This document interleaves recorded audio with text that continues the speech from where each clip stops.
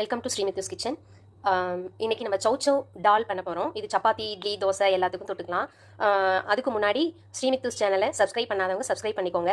இப்போ என்னென்ன பொருட்கள்னு பார்க்கலாம். இந்த சௌச்சௌ வந்து நான் பாதி சௌச்சௌ வாஷ் பண்ணிவிட்டு கேரட் துருவலில் போட்டு சீவி வச்சுருக்கேன். ஒரு வெங்காயம் கட் பண்ணது, பொடியாக நறுக்கிய தக்காளி, கொஞ்சோண்டு பெருங்காய பொடி, கொத்தமல்லி தழை பொடியாக நறுக்கியது, 2 பச்சை மிளகாய் அரிஞ்சு வச்சுருக்கேன், ஒரு கருவேப்பிலை. இப்போ வாங்க எப்படி செய்யறதுன்னு பார்க்கலாம்.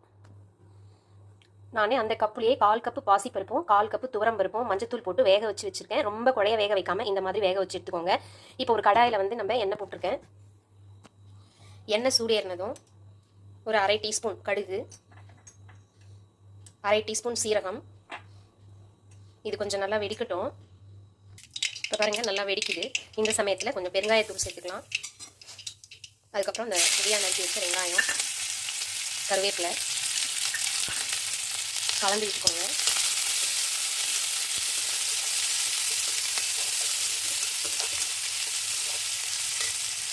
இப்போ அந்த தக்காளியும் சேர்த்துக்கலாம்,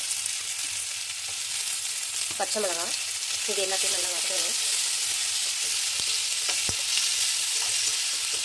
கொஞ்சம் சிம்மில் வச்சுக்கோங்க, கொஞ்சம் நல்லா வதங்கட்டும். இப்போ பாருங்கள், நல்லா வதங்கிடுச்சு. இப்போ இந்த சௌச்சௌவை இதில் போட்டுடலாம். நல்லா கலந்து விட்டுக்கோங்க.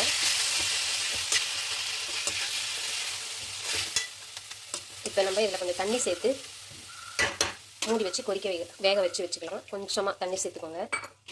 நல்லா கலந்து விட்டுட்டு இப்போ ஒரு மூடி போட்டு இதை வந்து நம்ம வேக வைக்கிறோம். ஒரு 5 நிமிஷம் வேகட்டும். இப்போ பாருங்கள், நல்லா வெந்துருச்சு. இப்போ இந்த ஸ்டேஜில் இந்த வேக வச்ச பருப்பை வந்து இதில் சேர்த்துடலாம். கொஞ்சம் தண்ணி சேர்த்துக்கோங்க. இப்போ தேவையான அளவு உப்பு சேர்த்துக்கோங்க.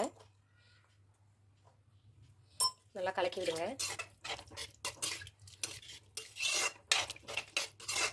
இப்போ வந்து கொஞ்சம் கொதிக்கட்டும், 2 கொதி வரட்டும்.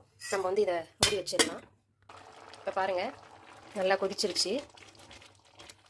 இப்போ இதில் கொத்தமல்லி தழையை மேலே தூவி விட்டுடலாம். இப்போ ஒரு பாத்திரத்துக்கு மாற்றிடலாம். பாருங்கள், சௌச்சௌ டால் வந்து ரெடி ஆயிடுச்சு. இப்போ நம்ம இதை ஒரு கிண்ணத்தில் சர்வ் பண்ணி இது சப்பாத்திக்கு தொட்டுன்னு சாப்பிட ரொம்ப சூப்பராக இருக்கும். நீங்கள் ட்ரை பண்ணுங்கள், கமெண்ட் பண்ணுங்கள், ஷேர் பண்ணுங்கள். சப்பாத்தி கூட இட்லி, தோசை எல்லாத்தையுமே இது சைட் டிஷ் வந்து யூஸ் பண்ணிக்கலாம். ரொம்ப நல்லாயிருக்கும். ட்ரை பண்ணிவிட்டு கமெண்ட் பண்ணிவிட்டு ஷேர் பண்ணுங்கள். மீண்டும் அடுத்த வீடியோவில் பார்க்கலாம்.